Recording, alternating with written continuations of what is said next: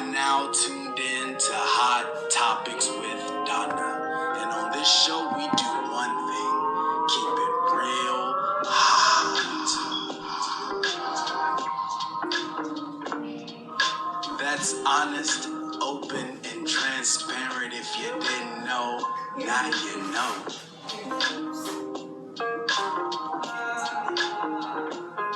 So sit back and unwind as we bring the vibe and a little bit of glorious sunshine to your heart, soul, and mind.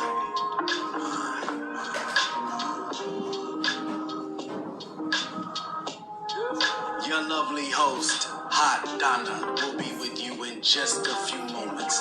But while you wait, go ahead and set an atmosphere of peace in your space. If you can, cut the lights down low, get your hydration on, vibration zone. Cause tonight, you're about to receive some delicious food for your soul.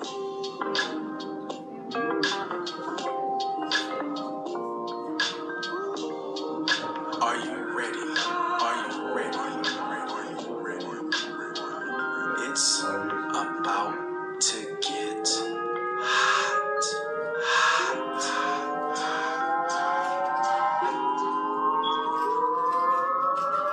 You are indeed in the one and only place to be this evening. We appreciate you for joining us, and in just a few moments, we about to turn the heat all the way up.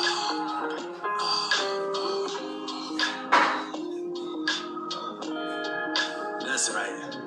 It's about to go down right now on Hot Topics with Donna. Show your virtual love by smashing that thumbs up and heart icon as many times as you can. Without further ado, I have the distinct pleasure of introducing your host, the one and only Hot Donna. Hello, hello, hello. Thank you guys for tuning in to another episode of Hot Topics with Donna. I am your host, Donna Taylor. I hope you guys had a fabulous weekend. I hope you guys had a fabulous weekend. Thank you guys for tuning in. So, before I get started, welcome. If it's your first time here on the D Taylor Network, I am Donna Taylor. HOT stands for honest, open, and transparent. That's the only requirements that we have here on Hot Topics with Donna. So the word that I chose today for you, for my guests, and for me is courage. And I'm going to read it to you. So hold on. And it says, so do not fear, for I am with you. Do not be dismayed, for I am your God. I will strengthen you and help you, and I will uphold you with my righteous right hand. And so a lot of times we go through different situations, different things that we have to find courage to just get through the day. Minute by minute, day by day, second by second. But the thing about it is, when God gives us the courage to step out and be bold in whatever we're doing, we can accomplish anything. So that's what I want to say to you today. No matter what you're going through, no matter what your situation is, just have the courage to know that you can get through anything. And so I'm going to go ahead and bring my guest on, and we're going to get started. So hold on.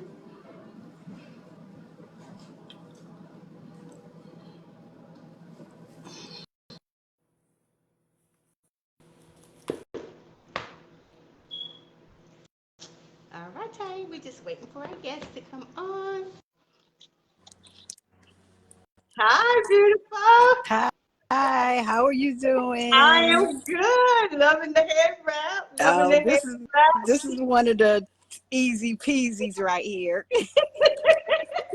So how are you? I'm doing well. No complaints. Just a little tired.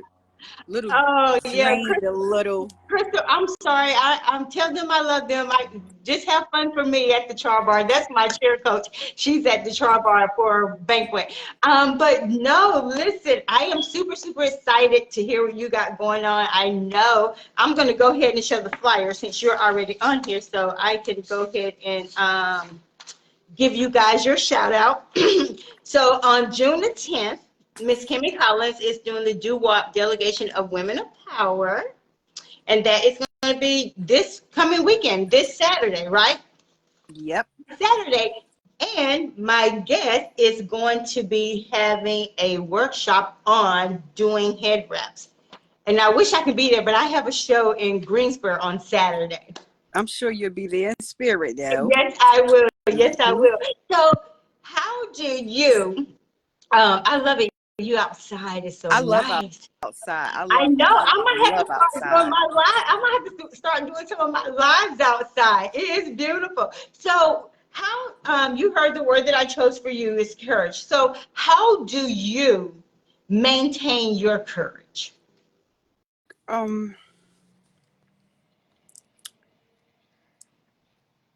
Myself and courage,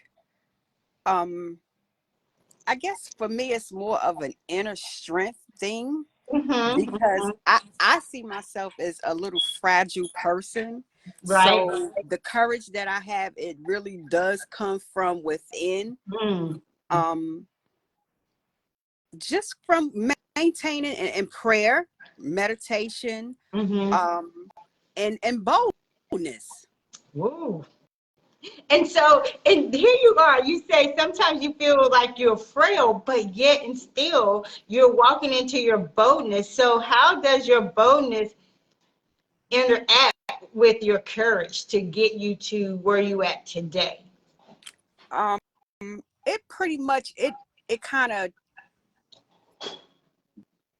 diminishes the fear of things. It kind of make me not focus on that feeling of wanting to walk in fear. And then there's this inner strength that just gives me the courage to just do, say, and whatever, walk, deed, throughout my whole life. Absolutely. Oh, and so can you tell people who you are and where you reside? My name is Angelina Smith.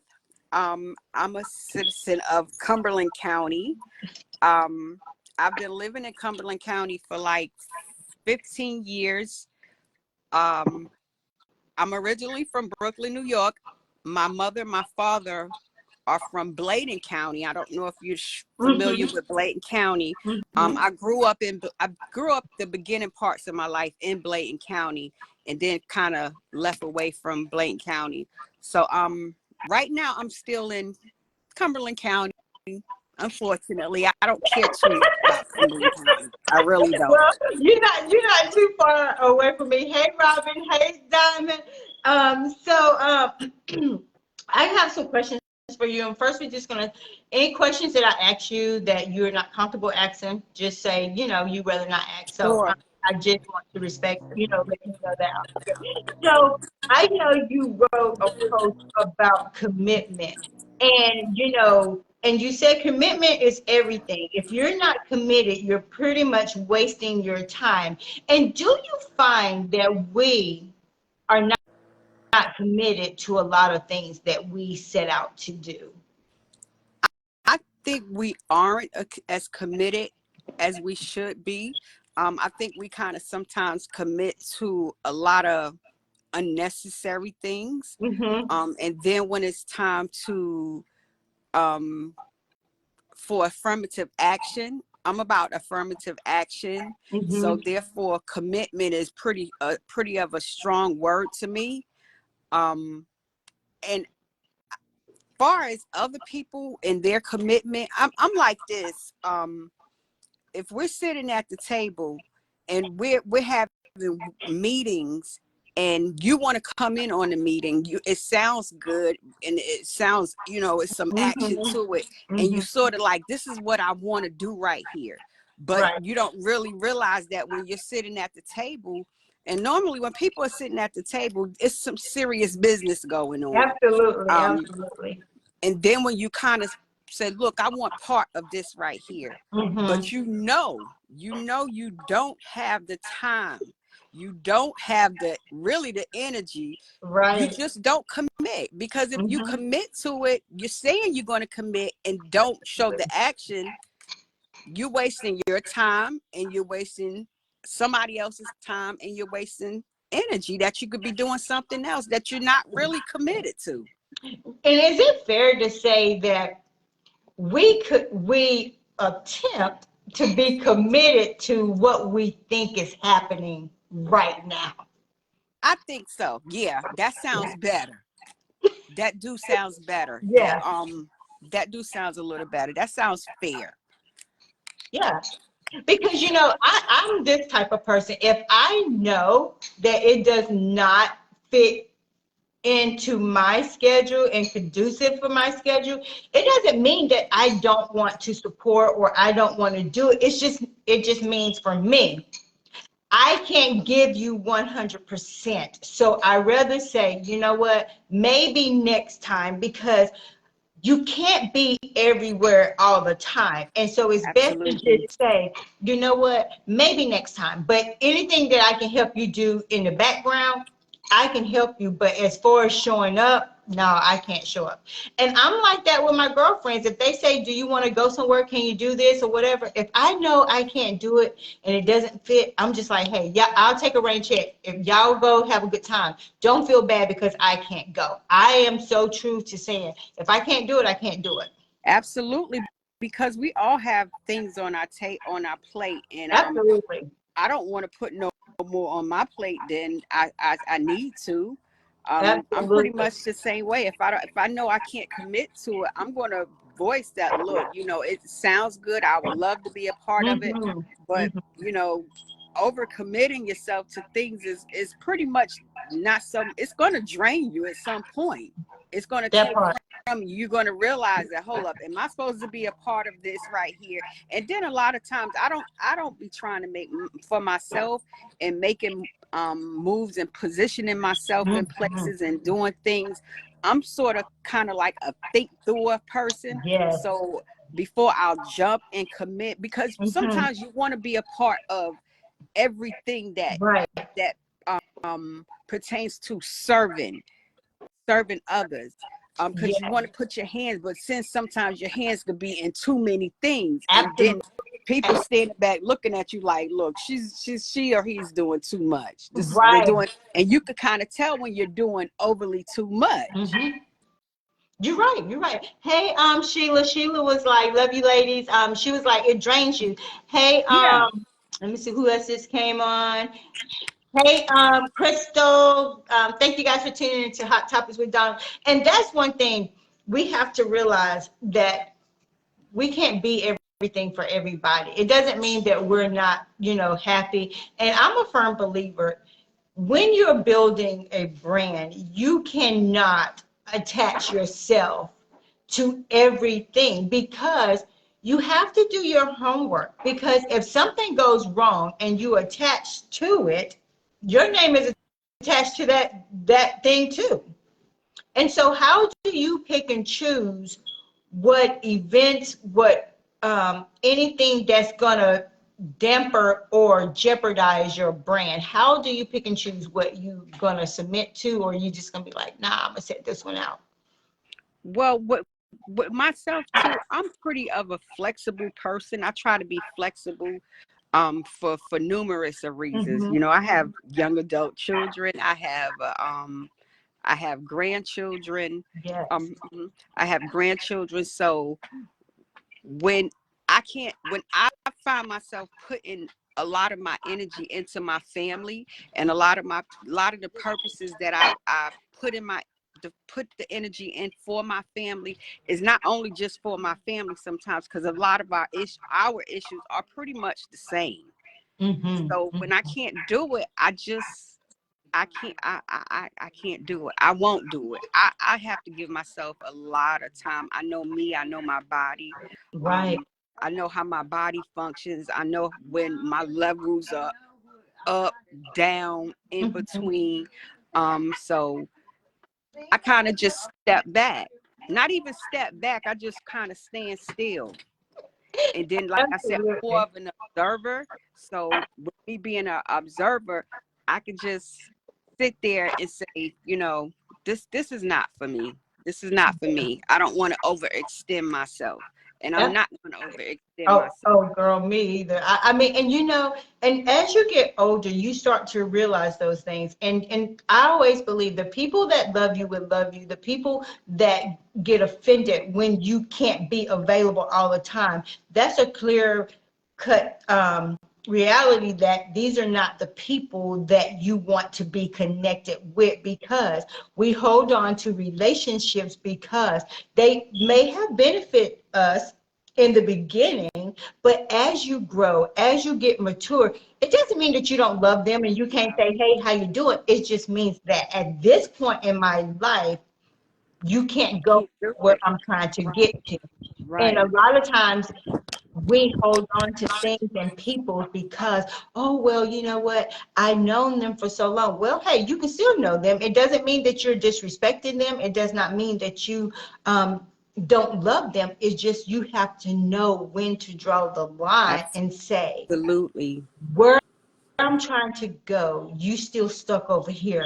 I'm on C and you still on A. That's a disconnect. It's That is a big totally disconnect. it's a disconnect. And it doesn't matter if it's family, friends, co-workers, it does not matter. When you're trying to walk fully into what you're destined to walk in. Absolutely. I am already on C and you've been riding with me this long and you're still on A because you don't believe in my purpose and you don't have that to push me. It's time for me to cut you loose.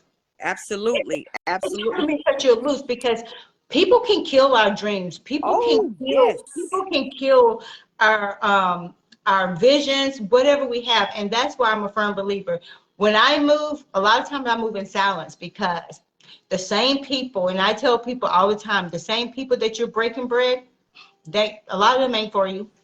They just breaking bread with you so they can see what you're doing. Learned that the hard way. I learned that the hard way. And it took me a long time to learn that lesson in life. And it took, you know, where a lot of, like you said, the disconnects. When you know you're disconnected from something or someone, it's nothing else, nothing to serve the purpose anymore. There's nothing to pour into me. There's nothing for me to pour into you. We've exhausted. We've exhausted. The resources have been exhausted at this point. You know, it's like almost like, oh, it's time to get an oil change. Like, you know what? We can't go another 3,000 miles because we don't with these 3,000 miles. And hey, it's time for an oil change. And so when the oil change is changed, now you start something new because it's new direction. Yes, ma'am. Yes, ma'am. New directions. And so here you are. I met you at a fashion show. Lovely spirit. You and I just vibed. And I know good people. My discernment is always on point. And I tell my girlfriends all the time, I say, you know, my discernment sometimes is 97.5. I said, but majority of the time, you're on point. Always on point. It's always on point. And I can't take the credit. God totally gave me that. You know, it's always on point. And you know, and I tell people all the time, you can thank you BSing me a lot of times, and I'll allow myself to play that like I am gift for discernment. But that gift for discernment, it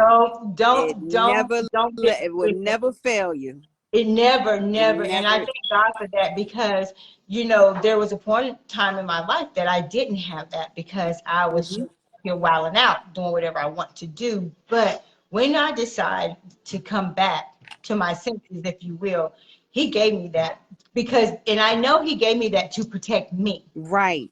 Protect me from a lot of heartache, a lot of disappointments and stuff like that. And so here you are, you're mentoring young ladies. And do you only mentor young ladies? Well, it seemed like throughout my lifespan, it's not just been just ladies. It's been males and females. Because like I said, I have a son and I have a daughter. And a lot of times comes with them, their friends, you know, that come from broken homes, that come from all different types of homes.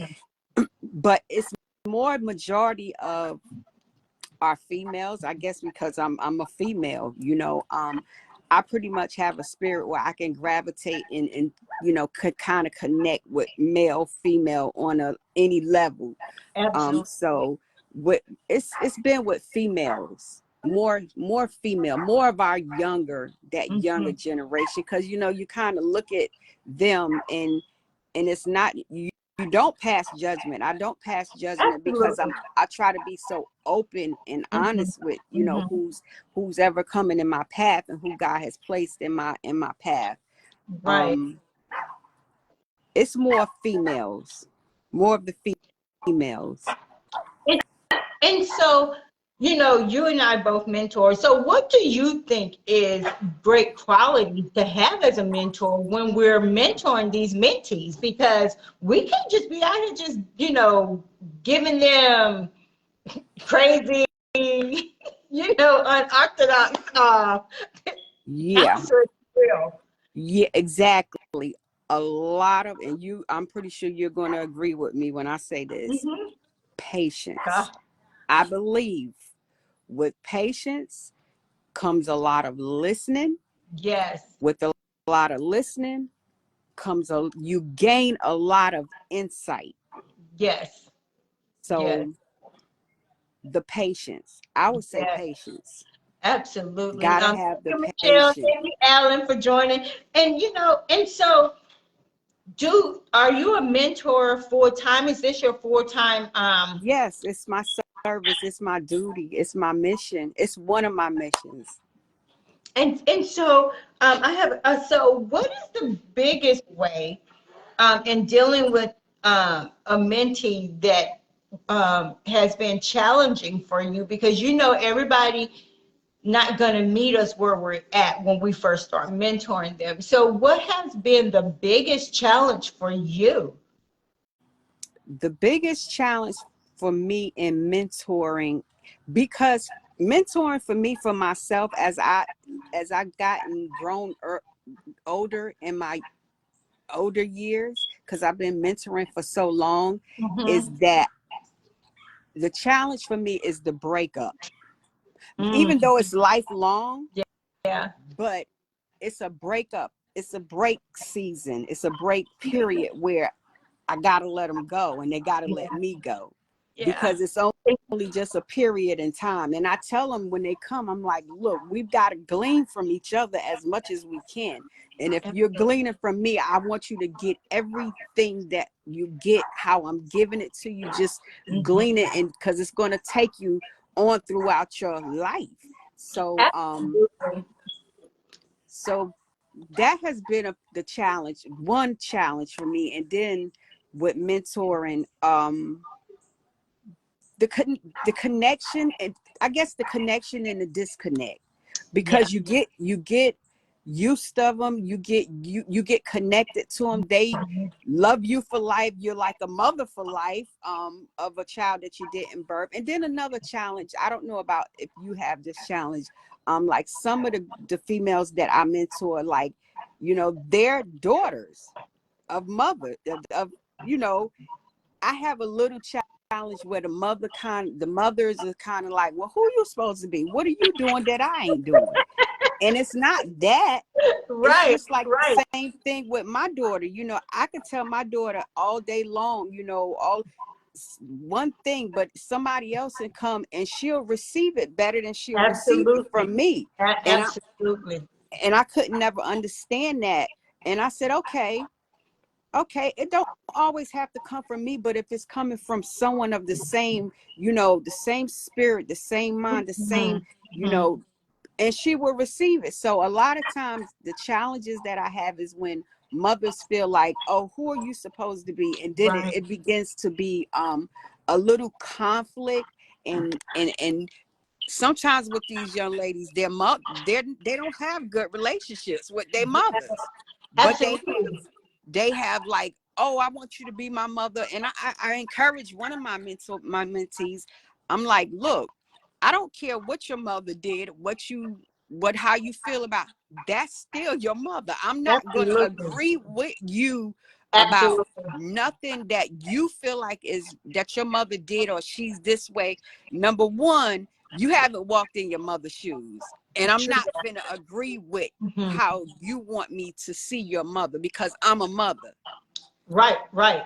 And a lot of times I find, you know, being a mentor, like you said, when we can have the relationship with the mentee and the parent, whether it's male or female, because, you know, a lot of times we leave our males out that's raising their children and being single parent. When we can build those relationships and have it together, then these kids are more successful. But a lot Absolutely. of times, you know, it's and I don't know if it's for you, a lot of times sometimes it's like pulling tooth and nail just to get parents to come and see what their babies are doing. Absolutely. Absolutely. I've mentored little from, because I think when I started out, I used to work with little at-risk youth, at-risk little children. I used to call them runners because half of my job was running after them when they would get on these little behavior trips. And when they would give me one, they'd be like, I'm gonna tell you right now, this one is a runner. And I was like, what is a runner?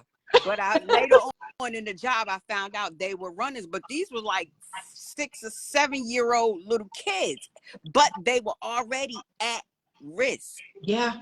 At Yeah. the age of 6 and 7. Well, it starts at 4 because when I was doing preschool, we had kids that was at risk, and that was a lot of times when they came to preschool because DSS was involved, and so they took them out of their situation to bring them to school so they wouldn't be at risk as much if they was just staying home all day doing nothing. And you're right, you said when you have kids that young being at risk. Yeah. So mentoring those children and now seeing them as adults, and some of them are, you know, they have their own families. Some of them are still, they're not at risk now. They've been went into the risk. They done been incarcerated, then been in jail and Yes. prison, and you know, they'll come out. Hey, Miss Angelina, who are you? You don't remember me? You don't remember Mercury? That's a good feeling for me. I love that feeling, seeing Yes, them yes. as they grow up and develop and what they're doing in their life. And it's like we're teachers for life too. You know, We are. back in, I'll say about probably over 20 years ago, I was called into the ministry. And I was under the leadership of my apostle. And he told me, he said, your ministry is with youth. And I looked at him directly in the face and I said, no, it's not. And he said, yes, it is. I mean, you know, when somebody is speaking something into your life, you kind of really be like on a protocol of, I receive it. But that one right there, when he You was said, like, your no, I'm ministry not is gonna youth, receive I that. said, and I ate it. Yeah. That spirit of rebellion that was in me right there at that time, like spirit was like, okay, I'm going to show you throughout your life, you are going to work with children. Of course you got your own children, but there's a nation of other children Absolutely. That need that's you. required to your hands, whether you want to Yeah. accept it or not. So I later on in my life, I accepted the calling on that mission right there. And it Wow. has been it has been a great reward because I'm an only child. Oh, wow. So and when stuff just start coming to you, it's not like you're looking for it, and it just comes crossing your path. You're like, okay, I get it now. I get it. I get it. Yeah. I get it. Until this is placed in my path for a reason. And I'll roll with it. I'll do my best. I'll do my due Absolutely. diligence to do what. And that's all we can do. Hey, Mr. Anthony, hey, Jermaine. And you know, and for me, I knew I was always destined to work with kids in some capacity because even as a teenager, like 16 years old, I kids just gravitated towards me. And, you know, and when we were stationed in Colorado, I used to babysit, like, and the kids enjoyed it. And, you know, and I even at that time in high school, I started going to school to be, you know, in early childhood. And here I am, you know, and when I work with those preschoolers, I'm just like, for me, it doesn't matter how bad my day may start off.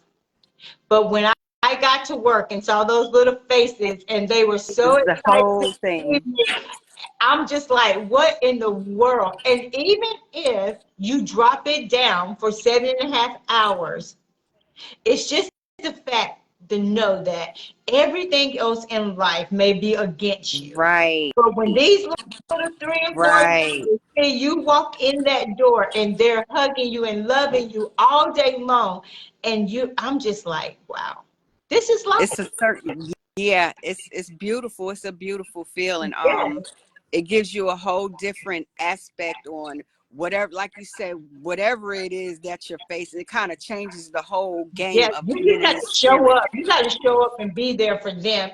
And you know, I'm at the high school level now, and I'm telling you, I see the high schoolers, and I always say to myself, who poured into them? Right.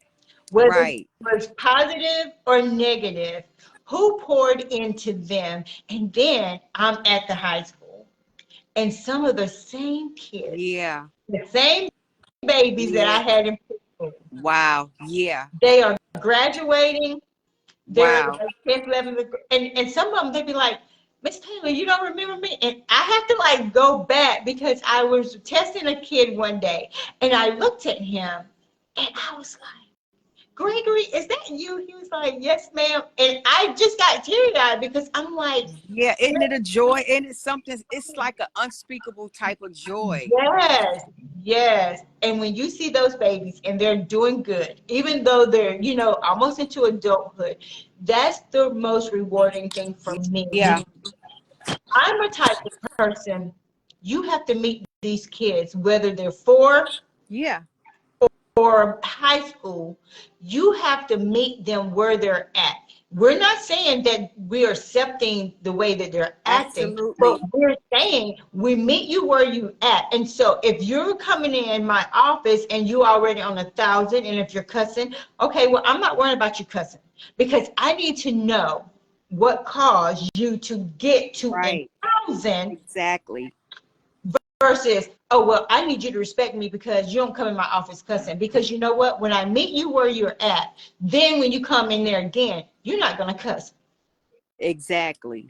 Exactly. Because some kids' behaviors too, you know, sometimes parents don't even know what's going on with, because the communication, that was, I think I said another thing in that Yes. post that I And said so, about yes. commitment and communicating, because we lack I was a very poor communicator with my mother. My mother, she's Mhm. very quiet, very, Mhm. you know, my father, he was very quiet, so there was not much, you know, to say inside of the house growing up with me and my parents. So sometimes you just how I would used to communicate, how I thought I used to needed to communicate with my mother, I used to write her a lot of letters. Wow. I would like, I mean, as a young child, but then that was just my way of expressing, because I knew at a young age there was feelings that I was needed to express, and I was expressing them on paper, and I felt like maybe she'll understand it like that.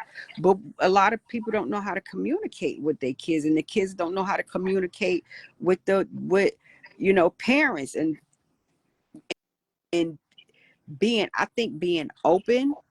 I'm an Mhm. open, very open person. Mhm. And if I'm open in conversation, I like the same. I'll be the reciprocation to be Yeah, given back to whatever it is. I mean, you could trust me. I could trust you. If we're talking, if there's something you want to talk about it. If it don't make sense to you, just talk about it. I'll absolutely. Because what I feel and what you feel, it doesn't mean that we're wrong. It's just that you look at it different and I look at it different.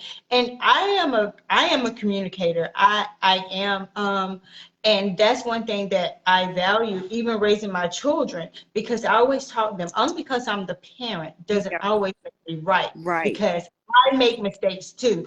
I am still human. When I gave birth to you, you didn't come with a manual like these teachers and say, "Oh, on this day, this how you plug it Right. up. This how you." It don't You work like didn't come with that. that. So I took a little bit how my grandmother raised me, a little Yeah, bit how my mother raised me, and a little bit of how I wanted to raise them, and concocted together to create this human. exactly. Exactly. You did the best. I like me. We Yeah, do the best in communicating things, but you just find that a lot of the mentees, they have a lot of communicating problems with it. It's either the mother and the father, or the right. child. They don't get along with the mother. They don't get along with the father. Hmm. They don't understand. They this and that. But I think too, on that side, it sometimes that too gets a little challenging, because you know because these youth that I'm finding today, they're very headstrong. Hmm. They can be idiotic, and could do idiotic things, but they're very headstrong. And when communicating their feelings and expressing their feelings, they tend to be like, I know what I'm feeling. I know, why is it that everybody don't understand? And like you just said, it's not that you wrong, or not that somebody else is right. It's just that somebody may not even be there in the conversation. They may not understand what you're saying. Absolutely. They may not be able to decipher what you're trying to communicate. One of my mentees, she has this thing where she talks, and she gets real upset and frustrated real easily. And I sometimes I be there just for support, to just say, look, take a breather, stop Hmm. and breathe, because if not, she'll go to she'll get upset, she'll get hot, she go to crying. And I'm like, no, we're in the public place, just calm down, just breathe, Right. and take your time, and express yourself. Right. And so, how do you embrace diversity? um Diversity, living in Fayetteville, of course, there's a lot of different Hmm. cultures there. Hmm. Diversity. um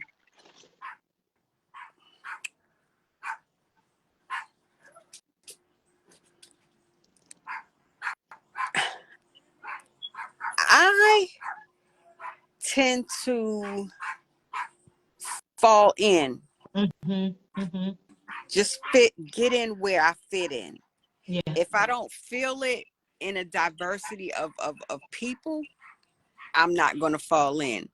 But the Right. diversity, like for instance, we have this fourth Friday in Fayetteville at the Hmm. festival park, and there are so many different diversities of people Hmm. of out there. Sometimes that makes some people uncomfortable, Right. because they're like, oh, this it's Absolutely. just our people there, but it's just different diversities. Right. um I prefer diversity, being in a different diversity, being in a community where different things are offered, where you're communicating, you're not just speaking to one different set Right.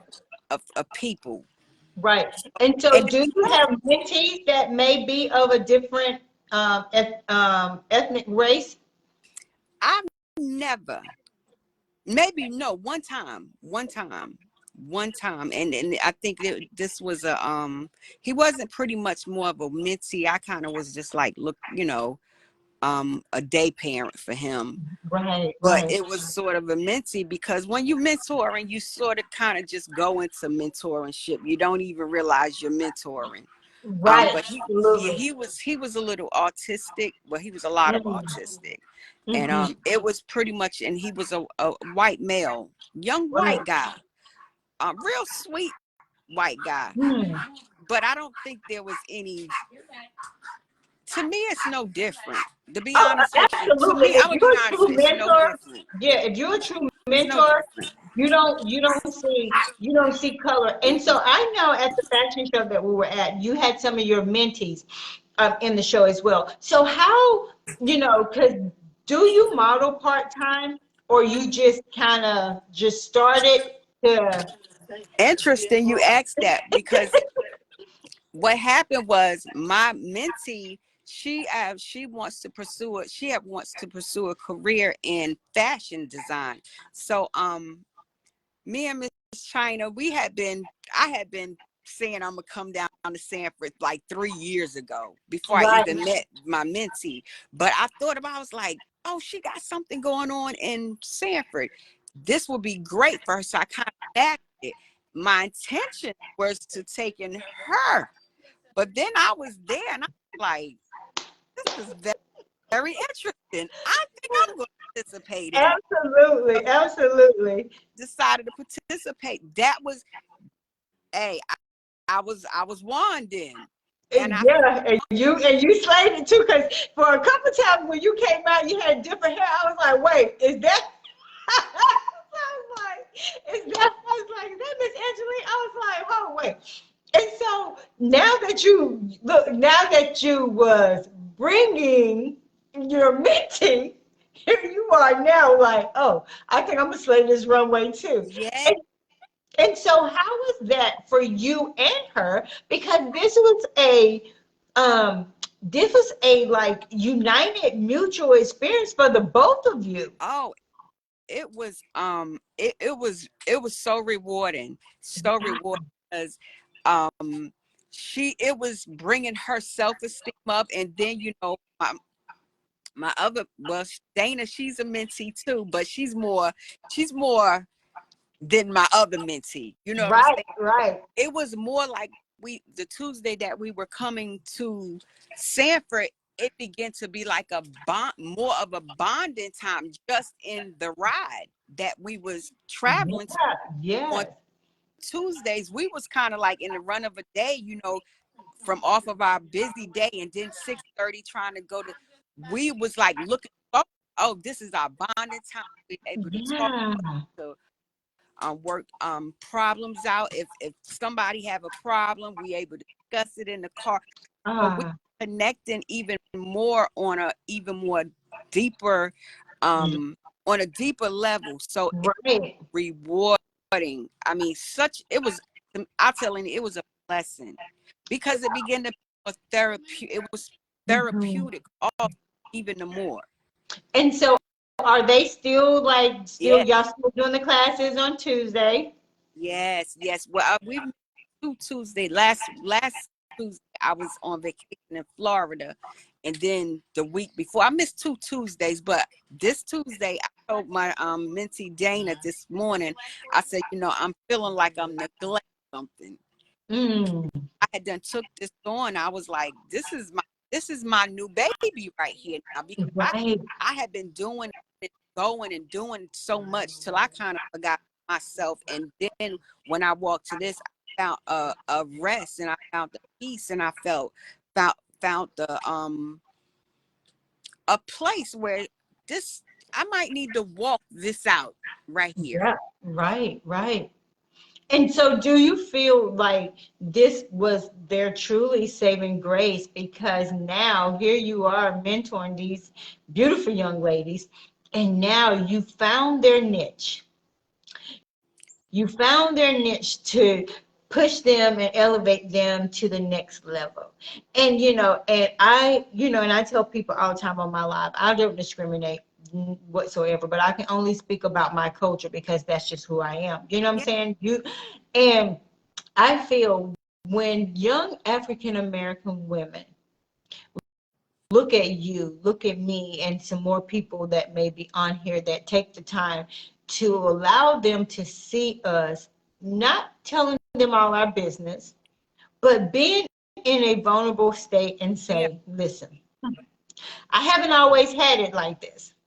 Some days I still don't have it like this, but yet and still, I do my best to be the best person and the best version of me. Because you know how we do. We get a little money, we get a little status, and we forget the struggles that we had.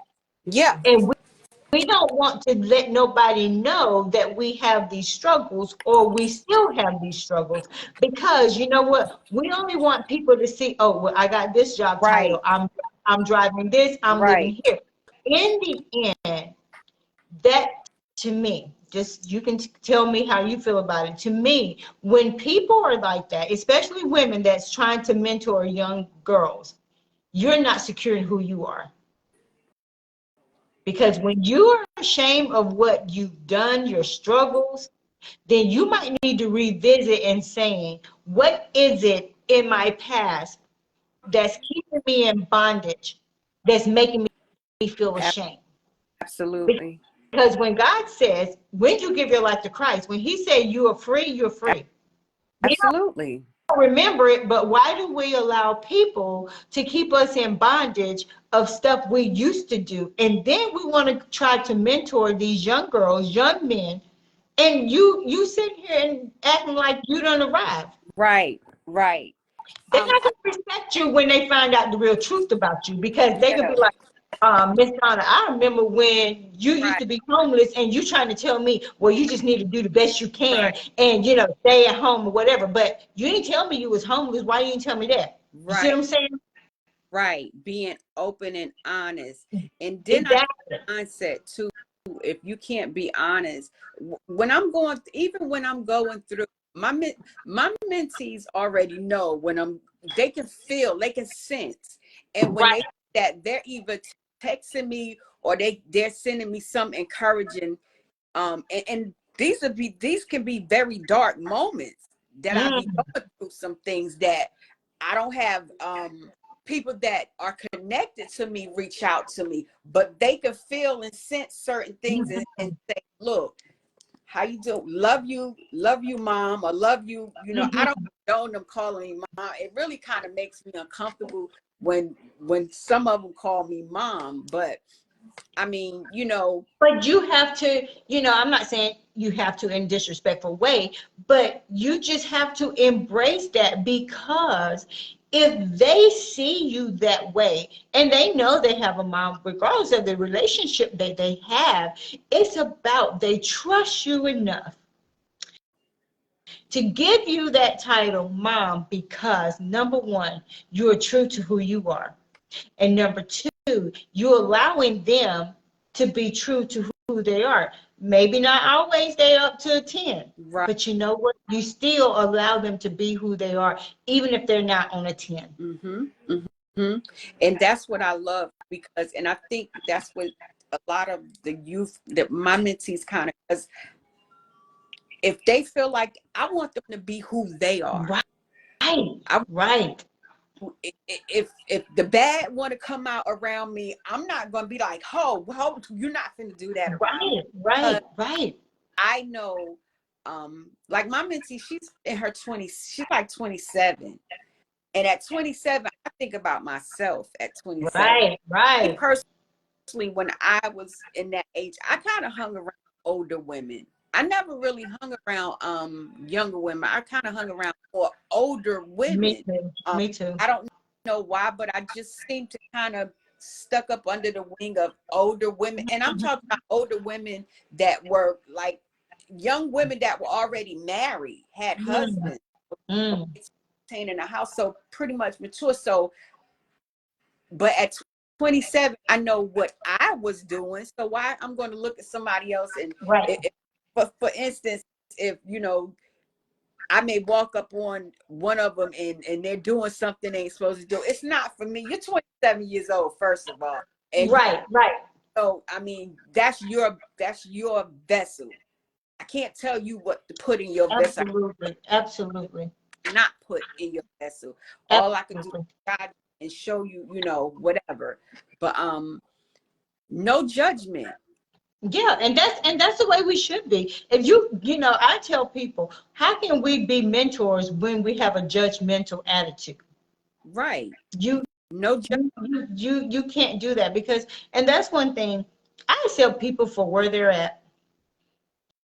If this is your journey, hey, I done had some hiccups on my journey, and I'm probably gonna still have some hiccups on my journey, but this is my journey. And I don't judge people and think that I have arrived, because I haven't, because some days I don't have it all together. That's just real talk. I do not have it all together. And I hate when people feel that they have arrived or have it all together. It's a mentality. It's in the mind. Right. And so where do you want to continue? Where do you want to see your modeling career go? Or is this something that you want to keep doing? Yeah, it's something I get a great joy and pleasure out of the modeling. I had been thinking about it. I was like, right now, when listening to you last week, I think last week when you was talking to the young lady about how far, I think I'm comfortable, but we like to stay in those comfortable areas. Absolutely. On a path of where, your life is really not up to you. And I pretty much believe that I've surrendered my will over, because I've been fought so long, and I've been, went down some rocky roads and some Yes. Okay, like, hey. So listen, I'm gonna tell you what, you might well come on along with me. Come doing a pageant in Virginia. And I will take that. Come on, I'm gonna send you the information. Like, so I go do the red carpets. I don't know if you saw me do a red carpet a couple weekends ago in Virginia. And so Krista Kimball, she was on here. So she's doing one, and from zero, I forgot, it's like from 0 to like 13, 14, whatever. So I told her, I was like, it's like I've been wanting to do it, but I'm just like, no, that's like out of my comfort zone. And so then I have a friend, Sheena Jones, and she does pageants. She inboxed me. She was like, sis, hey, you should do this pageant. I got you. I'm like, okay, sis, I'm gonna do it. And so I sent Krista the message today. I said, I'm gonna do this. And and this is my thing. Even if I don't win, it's just the fact that I am getting out of my comfort zone, saying, I just can win this. But if I don't do it, then I never know if I can. And then for me as a mentor, how can I encourage my mentees to do something outside of their box? If I'm saying, no, I'm going to stay on this side where it's comfortable. But I'm truly excited about just being able to step out. I mean, like I said, I don't know what it's going to be like, but girl, I'm going to try. You might want to come on with me. I'm going to try. I will. I'm going to try this pageant. I'm going to try it. You don't know. Right. I think I was saying I'm comfortable at just the boot camp, coming and learning, because I've learned a lot. I was telling Miss Kim, I said, in all these years, I thought I knew how to walk in high heels. Did not. Been walking all off balance, and I'm like, no wonder I'm always about the trip. But when stuff taught you the correct way, you begin to walk in the discipline in that. Oh yeah, absolutely. I find myself now when I walk, because I'm always walking in heels. I'm on a given Tuesday or Wednesday, I'm walking in heels. Right. I'm finding myself, the right walking, left foot in front of, I'm applying what I've learned. Right. And let me ask you this, do you do this like once you start like walking on the runway, and then when you're just out in public, how your model walk would clearly like click in? It's starting to now, because now getting I've been still practicing the walk. So yeah, on that runway, it's a lot that I have to learn, and I'm excited about it, because like I said, I've done a whole lot, but I've never considered doing any modeling. You slaying the runway, you could never tell, that's for sure. Yeah, I've never considered. My excuse was, oh, I'm bringing her. But I, and then you find yourself, oh well, I'm bringing me too now. but with that, from this boot camp, we have like 3 or 4 more girls from Fayetteville that was like, look, hey, we see what y'all doing. We want to come too. And that's So, amazing. so we have like more girls coming than, I think it was just me, Dana. Well, it was just me, Dana, Zoe, and Nina. 4 of us. 3 more other girls came on. So it's like 8 of us now. Wow, that's amazing. And I'm gonna tell you, those girls did phenomenal. And and just you and I was back there chit-chatting, but just how they worked together as a team, they helped each other get dressed, and for me, that's the amazing thing. It's not so much as the runway, it's about building confidence to say, I am beautiful.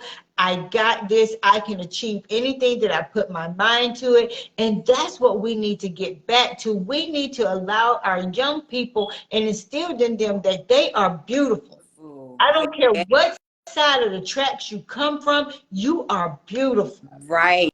Them little girls was phenomenal. They just, Yes. I've learned so much from those little Oh, girls.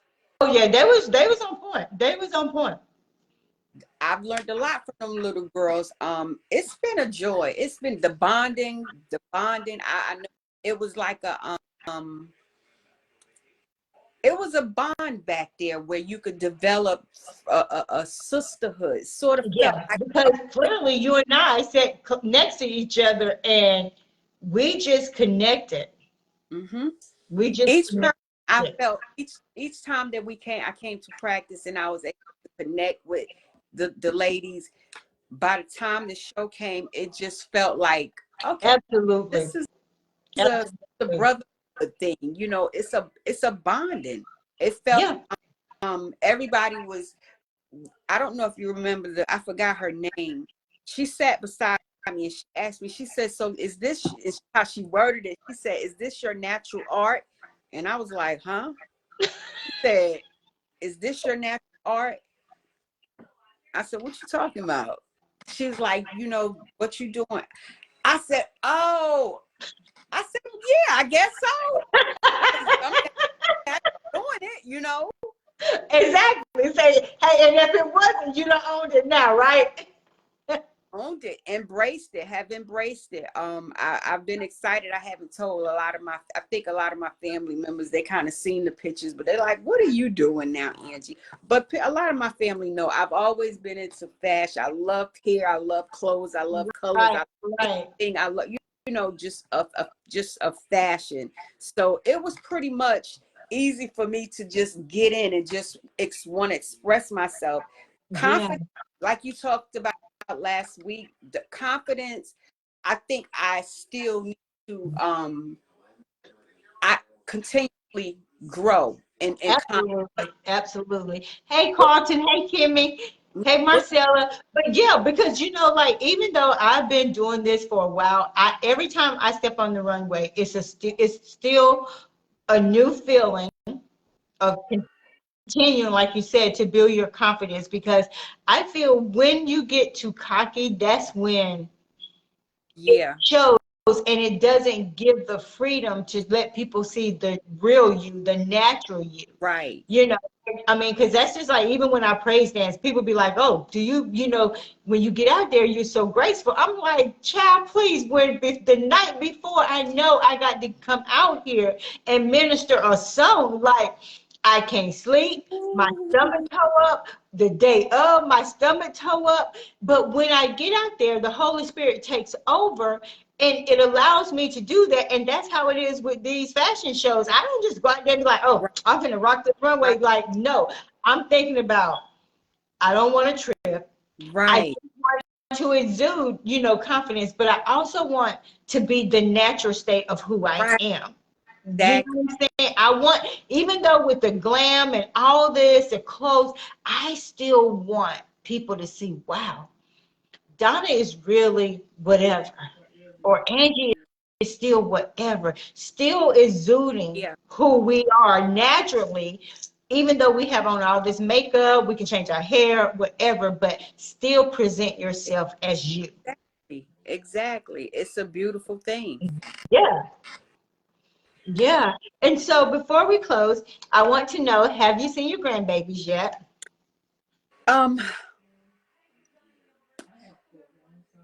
I have seen my little granddaughter. My grandsons, they are not with us. Okay. They placed them, you know, and I made a decision because I had been fighting this for so long, for like 5 years. Yeah. I'm exhausted. I get it. My daughter is a great mother, and I have no shadow of a doubt that she's not gonna do what she's got to do to in this life, Absolutely. because Absolutely. she's come so far. You know, she has Absolutely. so far from where she was at. Mm. In the beginning process of this. So she's I think she's had the fight in her now. Yes. The fight in her to say, look, these are my kids. These kids belong to me. They need to be back. I haven't. I'm sacrificing. It's a big. I don't. And you could probably imagine what it took for me to say. I don't know, but it's a sacrifice with me not seeing them, and I have to kind of protect myself. Definitely. Oh, I get it. And you know, without going into detail, because people saw it, you know, if they're your friends, they saw it on Facebook. And when I saw it, for me, it was heart-wrenching. Yeah, it has been.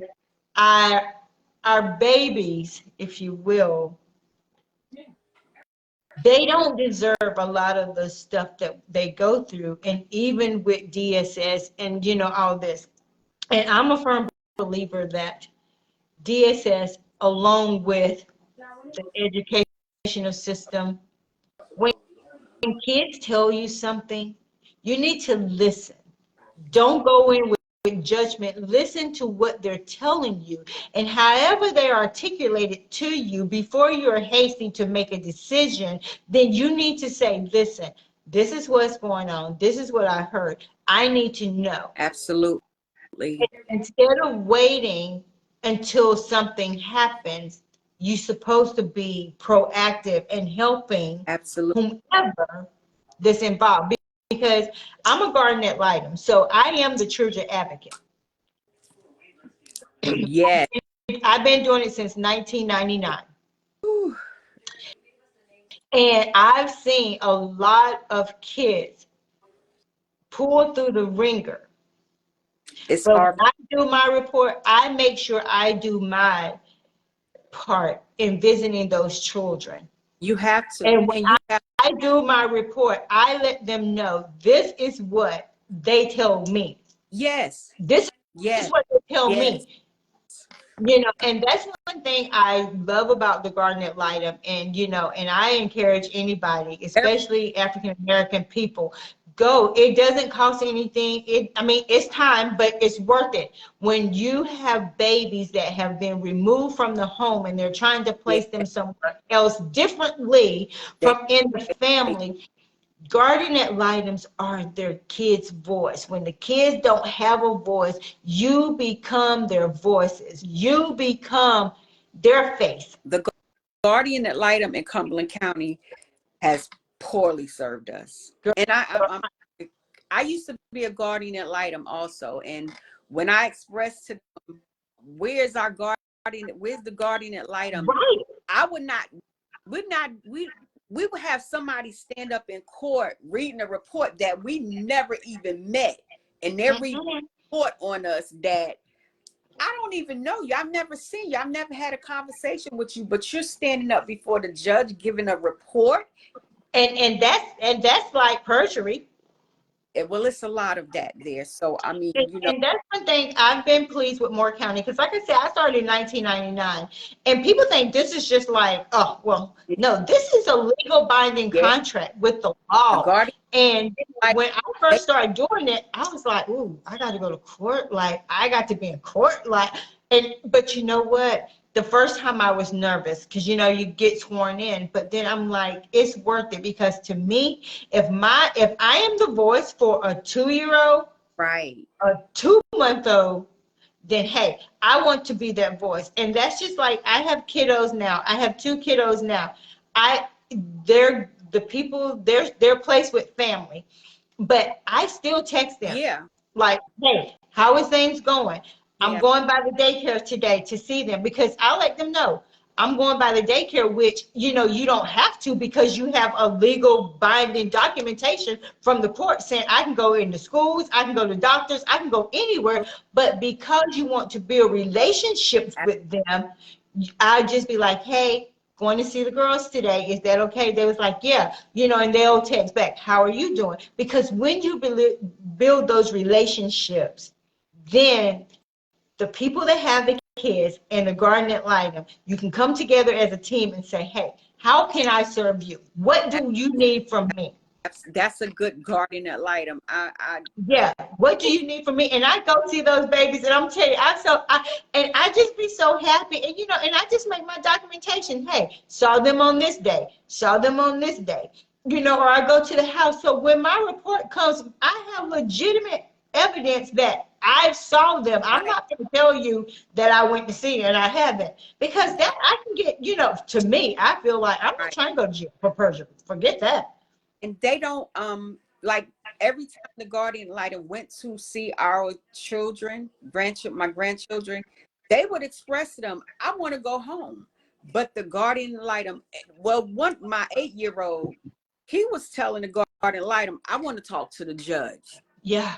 And nobody never went to the judge and even honored or took into consideration of his request or his wish. If you're advocating for my child and he's steady telling you every time Absolutely. that Absolutely. I talk to the judge, I want to go home, you need to document that. They never documented. And that's the thing. I don't see how they are making a legal binding documentation because you've been a guardian ad litem, I'm a guardian ad litem. There is a deposition form that you have to fill out, and it is going to be signed by that judge. And you mean tell me you're going to perjure yourself? They don't care in Cumberland County. And you They know, I'm going to tell you before we leave, what hurt me the most is when, and I think you were talking to him. On the video, was that you talking to him? Yeah. What hurt me the most were they have, and if I'm wrong, correct me, they have twisted his information and his processing in his head bad, so bad bad. that when you were trying to explain to him, he was like he knew who he was talking about. But because they have twisted his mindset so bad, he was like, well, no, you said, and then you was trying to explain, I didn't say that. And I had to cut it off at one point. And then I cut it back on. And I was just saying to myself, how have you guys failed him? They failed him horribly. Failed him because he's trying to articulate what he's feeling, but because of whomever he's with, I don't know, but I know I've been doing this too You long. read it correctly. I know they Right. are jacking him the hell up. Excuse my French. I know they're jacking him the Right. hell up.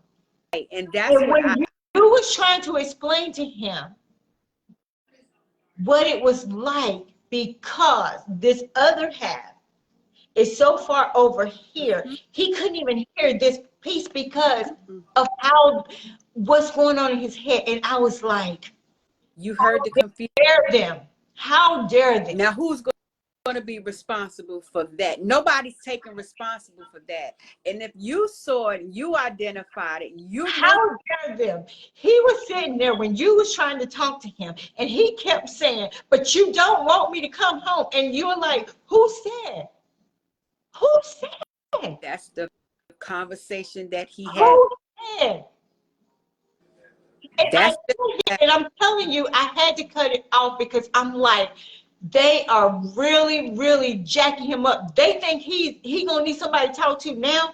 He's gonna need somebody to talk to yes. 2 years from now, 3 years from now. Yes, ma'am. Because right now, the way he's feeling like he's been abandoned. That particular child right there has, since he's been away from me and his mother and from been alienated away from us, it's like just what you said. It's like he's a totally different child. And Yes. Because I can't do nothing. The only I've cried. I mean, I've cried, I've prayed, I've moaned, I've groaned, I've got in fetal positions, I've yelled out, I've everything that you can think of. Like, what are y'all doing? Nobody. They are contaminating his mindset. They did. It's they have. It showed on that video. I haven't talked to you. No, you haven't. But when I saw it, I was like, how dare them? You read it correctly. And I wanted He is so confused that he doesn't even know if he's coming or going. Well, he's told when he was 5 years old, he told me out of his mouth, he said, and what really hurt me, because don't know 5-year-old need to tell you, I feel like I'm going to lose my mind. And he said this out of his mouth to me. I was on a visit with him, and he said, oh my God, he was 5.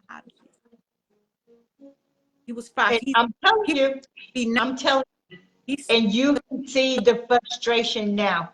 You can see the frustration now. So, but I'm telling you, we just have to trust God. Yes. And I'm asking people that's on this live, you don't have to know the story, but just be praying that God turned the situation around. Yes. Yes. Because if we don't get him now, gonna lose him. If we don't get him now, and he's confused. You saw it, correct? You met him. You saw it. He is so confused, and he was so frustrated. So frustrated that he didn't even know the truth that was staring at him. And so, guys, we have to be in prayer. We have to be in prayer. And like I said, if you want to look on her page, fine, look on her page. But I'm asking all of you that know the word of prayer and not being in judgment, not worrying about what happened, when it happened. It don't matter when it happened. All we know right now is this is a baby, 8 years old, right? He's hurting. He's hurting. Yes. And he doesn't know how to articulate his hurt, but you can see the frustration that he has. And when you have people that try to demise the people that love him, try to change his mindset of the people that love him, they don't even need to be foster parents. That's real talk. Nope. That is real talk. They don't need to be, because all you're doing is jacking these kids the hell up. Exactly. And especially when you get finished with them, then they're going to have to be on somebody's couch and try to get therapy and try to become whole and try to be a young man. Yeah. I've asked and I requested, I said, I don't understand why the psychological needs have not been met as far as these children. Never been one said. I'm telling you, you can't give up. We're going to be praying.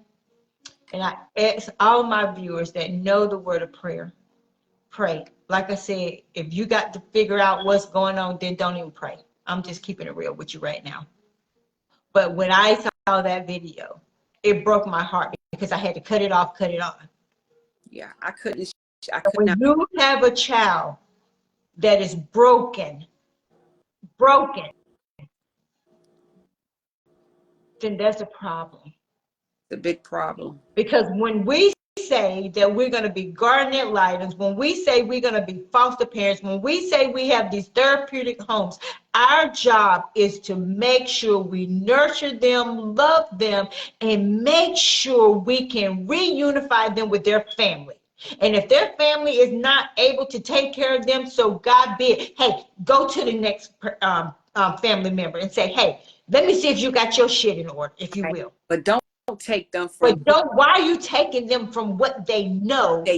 Because you want to check, Right? because you want to look good, and at the same time you doing all this, but you jacking up somebody's kids. How That's it. dare we? Mm-hmm. That's what I feel. They talking about they doing some background check on us that we want to be guardian ad litem and foster parent. You need to do some serious psychological digging too before you allow somebody's child to come into your home and you destroy them and you break them down because they're babies. You break them down because they're just, oh, well, he's 5, he's 8. And by the time I get up here, then you see, like your grandbaby, he know deep down inside that you love him, but because we have people so wicked and they feed you that poison every day, 7 days a week, 7 days a week, 365 days a year, 365 days a year, and you keep poisoning a person, do you think you're not going to be poisoned and be sick after a while? Some point. Yeah. So I just. And he's 8. So how do you think that poison for him is? He's 8.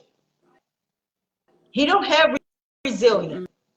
He just know he's building up some resilience and he's building up some anger, and he's confused right now because he's like, who's lying to me? Is my grandma lying? Y'all lying? So who's lying to me? And so now his little brain trying to juggle what's real and what's not. Sad. It's been sad. It's been a very sad, depressing journey. Nobody, I would not put this on anybody. I think that's girl. I'm telling you, sis, when I saw it, it broke my heart. I was at work and I was strolling and I was like, wait, this can't be, because I thought it was like, when I first looked at it, I thought it was like you and him was just like talking. But then when I started listening, I was like, this is a deep conversation. This is a deep conversation. And those were the conversations that I would get every time I have to return back. And about a week after that, I showed that video. That's when they removed him again and placed him back where the very place that he was crying not to. We got to do better. Social service got to do better. Yeah. A whole lot better. They got to do better. But my prayer is that God is going to turn this around. I truly, truly believe in my heart that he's going to turn it around, because the God I serve is not going to allow his children to suffer. And I think we've suffered long. It felt like it really felt suffering. Yeah. And I truly believe, and I know that you're tired, and I know your daughter's probably tired, but you know what? It's when we get tired is when God really show up. So you can't give up. Just keep asking him to cover your grandbaby, and I know he will. Yeah. Because they need us, and he needs to know that y'all not giving up. I know it's hard. I know Very hard. I know it's hard, but at the end of the day, the God we serve, there is nothing too big for him. And this is when your daughter got to put on her fighting gloves and fight like never before. And I told her. And God is going to give her the strength. But this right here may be exactly what God is waiting for. And are you going to fold, or are you going to swim? Exactly. And she got to swim. Come hell or high water, she got to swim. And as long as she put on her life jacket, and that is the word of God, and she trusts him, There is nothing on this earth that she Mhm. can't receive, because this is a fight. It is. She's in a fight for her life right now. Yeah. And these kids need her to fight. Yeah.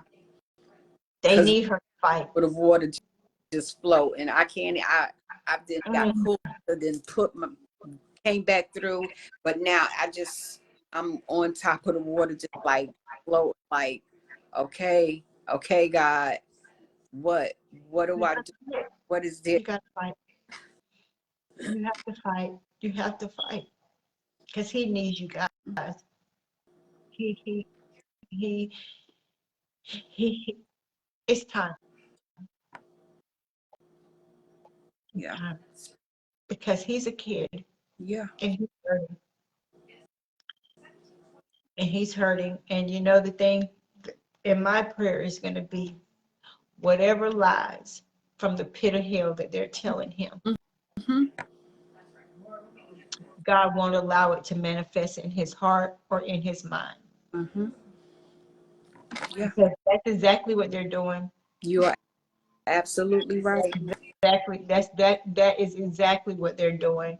and I'm glad that you called it out, and it wasn't me that had to call. I'm telling you, I didn't. Man, you haven't even talked. Never had the And conversation. and I saw it. I saw it just as clear as day. And I'm like, wait a minute. It's been very hurtful. As This a is matter. totally manipulation. Hmm. But see, the manipulation is they trying to make it seem like you guys are the manipulators, Yeah, and it's not. yeah, No, yeah. I That's why saw. I'm. Yeah, you are absolutely I right. saw it. Right. Even with the word manipulation, I I saw it. expressed it about that. I Manip- saw it. I saw it. And like I said, I had to cut it off and go back, but I saw it. I saw it.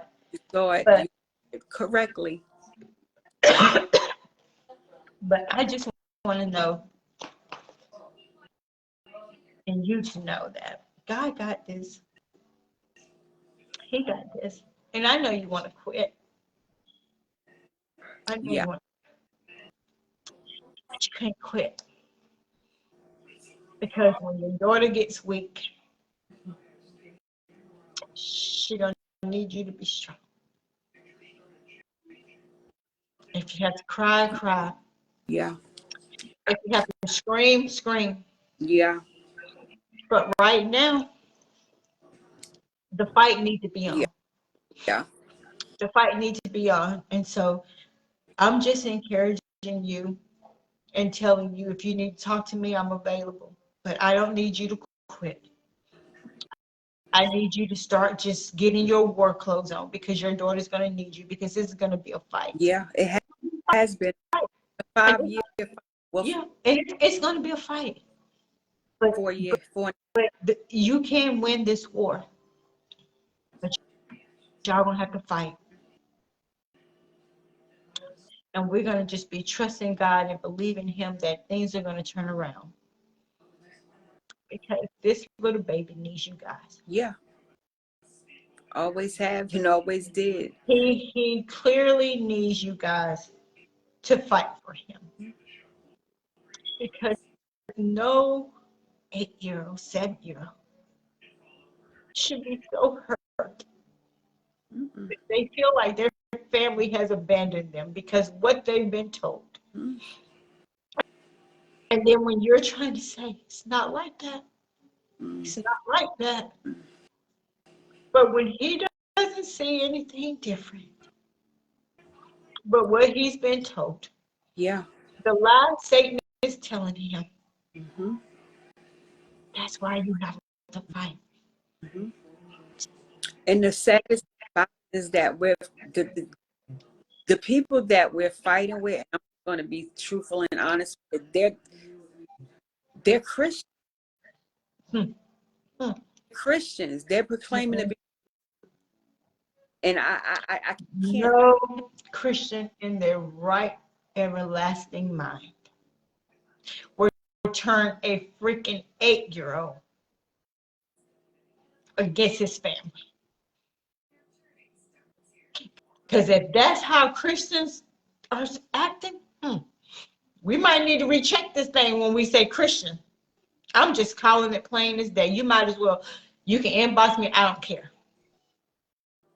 They are Because if you're a Christian and you can clearly manipulate an 8-year-old, what the hell you do to a grown person? manipulation and control. What, I mean, really? See, and that's what I'm saying. Like, that's a whole nother topic, sis, because how do we define if you're a Christian when you acting like the world?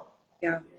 We're not going to be perfect, but when you deliberately are destroying a human being, an 8-year-old, when you're deliberately destroying an 8-year-old's mind, there is nothing Christian about you. And that's just real talk from me. That's it. That's real talk from me. There is no way. Now, if that's what they think is Christian, so be it. Because everybody, judgment day is for everybody. Yep. And their judgment day is going to come.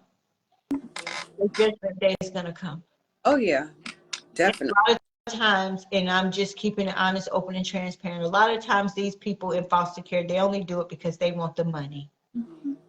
But what good is the money at the expense of destroying children? Yeah. Because this one has the structure of a whole family has been broken down. My family haven't been built back up from the ground because of what they have broken down in us. The whole structure.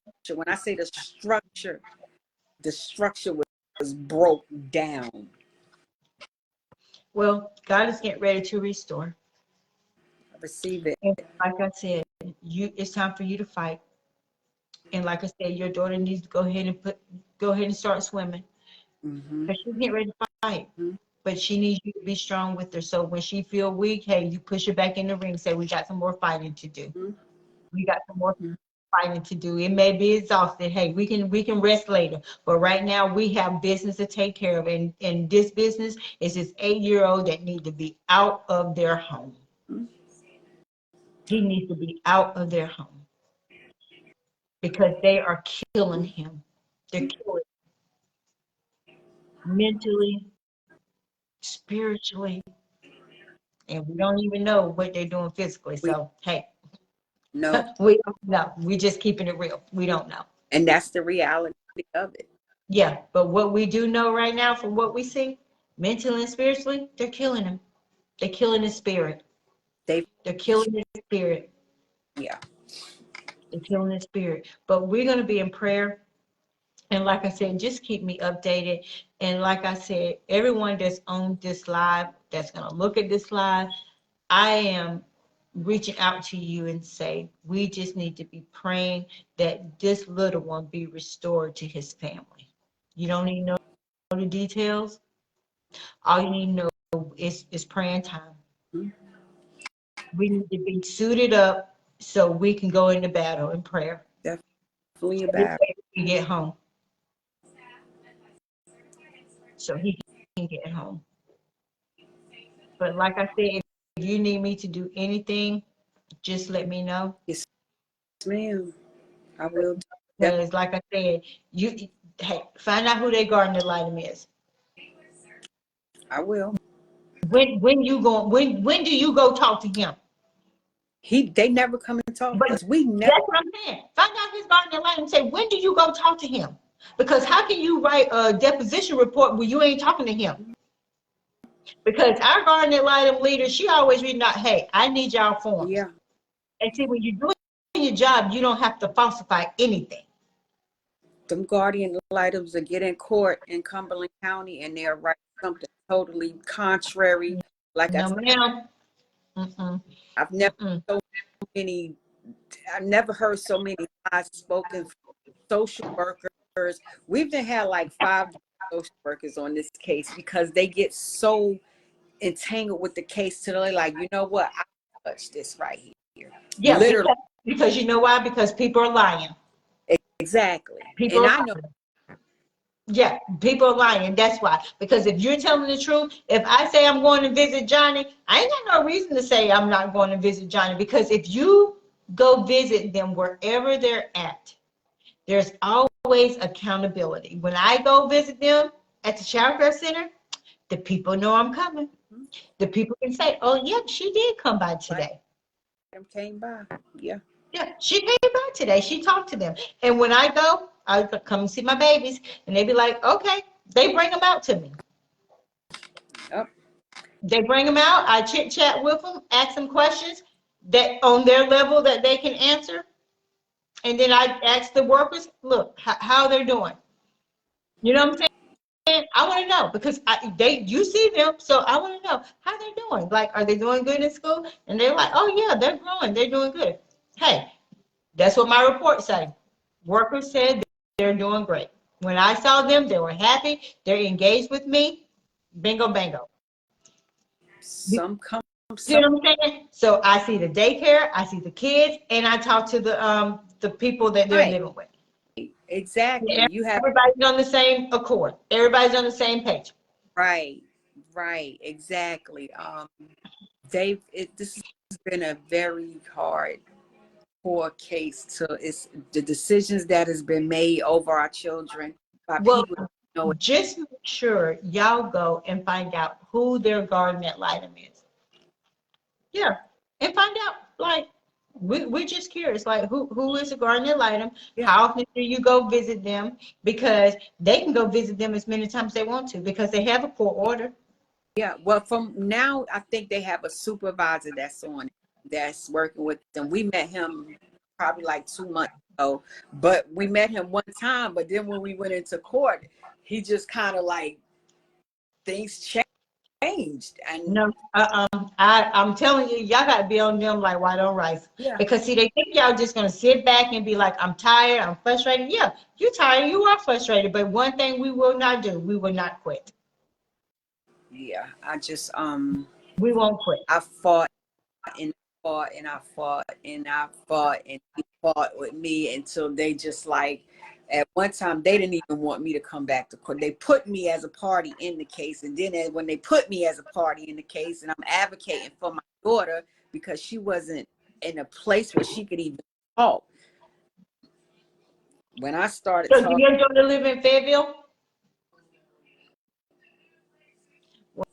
Well, like I said, I'll inbox you my number. And okay, whatever I can help you do to help your daughter, I will gladly drive to Fayetteville and help you. But y'all got to fight. yeah, we're going to continue to fight. My daughter, she's continue, but you know, and I'm not saying I'm not, but I've down this right here. I've been beat up and I Yeah. got up. Yeah.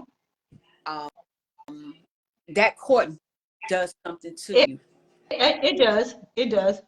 It does something to you when you go in there, and it's all kangaroo court because really it's not even real, but the situation is so sensitive because it's your family. Absolutely. Absolutely. Absolutely. It's people making decisions of your children that you don't have to make no decisions. Why are you making decisions based upon what you're reading off of a paper? And I know this is your job Right. that you got to do this, but these are my children. And if the way the court system is designed with these guardian ad litems, that's why we are the voices for these children, because they cannot come into court and articulate what they need. That's why they have Every us. day, the guardian ad litem never goes in there and says about the condition. And every time they visit them, my children express, we want to go home. Who are you? We want to go to our grandmother and our mother. We do not want to be, because they're very verbal. They've always been verbal, but they'll go in that courtroom and they'll say, oh, the children are doing fine. They're doing it fine in placement. placement, you know, all of this good stuff, but then they'll have all of this other stuff that is opposed against of reunifying. No, Just, and see, and that's why I can't understand, because that's what the Garden and Lightum system is about, reunification. And if they, because most of the time, especially here, if they remove me from you, they say, all right, Miss Smith, you got to do A, B, and C. hmm, When you complete A, B, and C, we're going to come back together. And if you have completed A, B, and C, then we can put in paperwork for reunification. that's what they say in Cumberland County, but that's not. And for Moore County, that's what they do. They tell these parents, you know, they give them a year to say parenting classes, whatever situation is. They give them up to a year Yeah, and say, this been if going you 5 years. no, if they take my baby and give them to you, you're my mother. They're telling me, Donna, you have one whole year to do A, B, and C. And if not, then your mom could get guardianship over these kids, They didn't even consider. because they want to keep these kids, at least here, they want to keep these kids with family. They didn't even consider that with us. They didn't. See, let's talk tomorrow. I got to help y'all figure this out, because that whole thing is not, that's not sitting well with me. It didn't sit well with me when I saw it, because I know when kids are placed with family members a lot of times, or even non-relatives, the ultimate goal is reunification, whether it's with the parents or the grandparents. Yeah, And they didn't I work consider. with cases where the kids are with the maternal or the paternal grandparents. So there is no way in Sam B all get out that you can't tell me in a year's time you done gave them whatever they need to do to be reunified with their children. And it's been 5 years. Come on now. 5 years. You can't tell me she ain't did what she's supposed to do in Been, 5 years, which I done told her to do. been, and the whole thing about this case, and I know people probably say, well, why did the kids? But the whole reason of this case was because my daughter lost an infant child to SIDS. She Uh, would have been 2 years old. So when they removed these children out of the house, they took them out of the home. I was burying the baby. The baby died on that Friday. Monday morning, social service was knocking on my door telling me that my other two couldn't come back in my home. And I was baffled, like, why? Because we had a baby. There was no foul play. There was nothing. There was an investigation. They made us look like we did something, as in our mind, we had a baby that left here, that transitioned. No, nothing that we right, loved. But right. we, And it's not like that the baby was the only baby that has ever died from SIDS. right. Hello. They took Come the on. other two children, and nobody even said, look, these kids need grievance counseling. Right. That was none of that. They just snatched them out of the home. We went from burying a baby. So we went from burying this infant child to fighting for, so there was no period of even wrapping our heads around grieving. Absolutely. So you guys didn't even have time to grieve. So you grieve, you getting ready to grieve, but yet now other babies getting snatched out. We went into a fight, and then at that time, my daughter, from the loss of the baby, she checked out of here. Oh, absolutely. Absolutely. And that's Physically, understandable. she Absolutely. was here physically, but she was not here. I, She left. I get it. I get it. But no, I seriously want to figure out how I can help you, because the garden lighting system, well, the whole system fell in them, because from when I saw baby boy, the whole system fell in them. The whole system. And it shouldn't be. No, Not in the community, like, such as that anyway in Fayetteville. no, no, no. But I thank you so much for just coming on here. It just makes me sad, because I just feel like, Well, I've lived with that sadness, but I don't walk around with it. You know, it's I get it. I get it. I really do walk around with it daily. But I, you know, those are my grandkids. That's my daughter. I mean, And you just have to keep fighting. You just have to keep pushing the best you know how. I am. The best we know how. But like I said, let's chit chat sometime tomorrow, because we really need to find out what the Garden ad litem system is doing, because they're truly supposed to be his advocate. They're truly supposed to be his advocate. It don't matter what you say. They have not served the children. Have expressed to the garden ad litem every time. And they don't do their part. They don't do their part. And that's the sad thing. Because how can you go to sleep at night knowing that you're the cause of someone's child being ripped from their home? If mom and dad is not able, and grandma, auntie, uncles are able, then that's who you reunify them with. People that they know, people that they belong to, people that they connect with their lineage. You cannot tell me you're going to take a child from somebody that got living people that's capable, that want to take care of these babies. Yep. Don't make sense. But I will inbox you my number. But thank you so much for tuning in. I hope y'all have a great show on Saturday as well. I will be doing my fashion show for kids 6 to 16, so I'm super excited about that, all kids fashion show. But I might reach out and have your girls do something too. Okay. Yeah. Okay. But, just stay encouraged. Just stay encouraged. But I'll reach out to you tonight and just give you my number, and we can chit chat tomorrow. Please do. And this has come to a lot of courage too, because this is a lot of courage for me.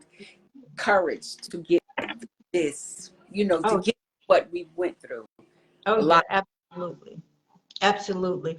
Well, stand encouraged, sis. I love you. And like I said, I'll send you my number tonight. Please and we'll do. chit chat tomorrow. I will. Yes. All right. Thank you. All right. Good night. Bye. Guys, thank you for tuning in to Hot Topics with Donna. I'm your host, Donna Taylor. Guys, let me tell you, if you know the word of prayer, let me see. Hold on. If you know the word of prayer, guys, just pray that this little one be restored with his family. You don't really need to know the whole story, the logistics of it. All you need to know is that if you believe and trust God, pray that this little one is restored with his family. I'm just so full right now, but guys, I'm telling you, just pray and ask God to help the judicial system there in Cumberland County get this little one back to his family. And on another note, I'm going to try to switch gears and then I'm going to get off. But I just want to read you something that I wrote today. We're living in a world that everybody is not going to accept you.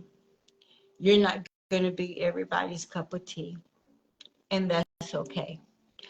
And I found out a long time in life that everybody's not going to be my cup of tea either, and that's fine.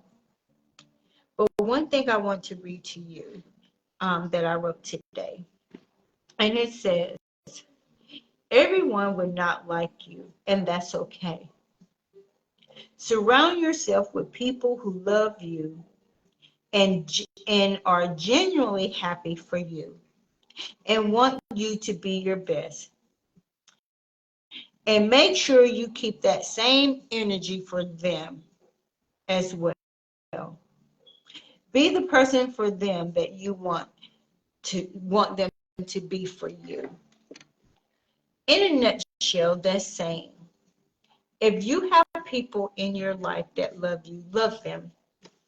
If you have people in your life that don't like you for whatever reason, still love them.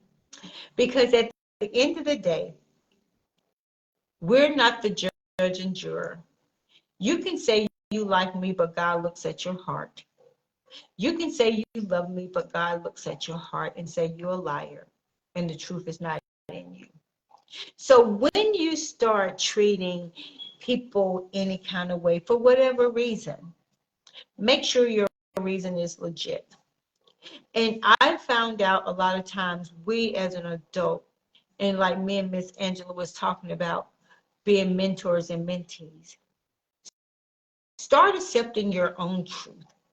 Start meeting yourself where you're at. If you're not healed from your past or present or whatever you're going through, it's okay. It's no big deal. You just have to learn how to deal with it, learn how to grow, learn how to just say, hey, I am who I am. And you know what? I just want to be a better me. But stop co-signing on everything that everybody got going on. If you want to know something about that person, get to know that person. And that's why I tell everybody, you can't judge a book by its cover. You need to open that book up and get the details. You need to divulge yourself in the content to really get to know who people are. Maybe you just need to open up your own book and divulge and get to know who you are and say, oh, have I been healed from this past relationship? Have I been healed from this broken marriage? Have I been healed from this abusive relationship? Have I been healed from my family's trauma? Because a lot of times we have stuff that's still rooted and grounded in us that we don't want to accept because you know why? Because we want people to think we have arrived. We want people to think because we dress a certain way, we live this place, we drive this car, and you're hurting and you're living a lie. You might as well just say, you know what? I've been hurt. I've been mistreated. And it's okay because you know what? At the end of the day, I love me. I have forgiven those people. But we got to stop walking around here and thinking that we all got it together because we don't. We don't. Because when you don't have control over your own life, you try to control other people, whether it's at home, whether it's at work, whether it's in your social setting, you try to control other people because you don't even have control over your own life and that you still struggling, if you will, to find out who you are. So every day we should be doing self-examination, but a lot of times we don't because when we do those, we may find stuff we don't like about ourselves. Let's just be honest with it. But I am so thankful for tonight's live. Guys, if you see the replay, hey Rob, how are you? If you see the replay, hey Hazel, Queen, Patrick, if you see the replay, please be in prayer for this little one. Like I said, you don't need to know the whole situation. If you see the live, you'll know kind of sort of what's going on. But this baby needs prayer. This family needs prayer. That this little one is reunited with his family. And this is a real urgent need, not a little patty cake need. This is a real earth-shaking request need. And I'm asking you, please, please pray that this little one be reunited with his family. Thank you guys for tuning in to Hot Topics with Donna. I'm your host, Donna Taylor. Here on Hot Topics with Donna, we interview ordinary people doing extraordinary things in their lives and in their communities. So I'm going to give you some kind of little updates on what's going on in North Carolina, because I always tell you, people in North Carolina are doing amazing things. So here you go. No, this is my organization, Shapes, and SHAPE stands for Spiritual Gifts, Healing Hearts, Abilities, Personality, and Experience. I am doing my third annual A Confident Me Kids Fashion Show. That is August 19th, and the ages are 6 to 16, and it's from 3 to 6, and it's going to be here in Seven Pines. There is no fee for your kids to be a part of this. We're going to practice the day of. I have 5 designers, and guys, it's going to be phenomenal. It's going to be phenomenal. So that is going to be August 19th. And then on June 10th, Kimmy Collins is doing the doo-wop event, and that is delegation of women. And Miss Angelina Smith, the one I had just interviewed tonight, she's going to be doing a hair wrapping workshop. So that is something that's going to go on in Sanford on this Saturday. And then I Am Plus size women's fashion plus size fashion show November 11th.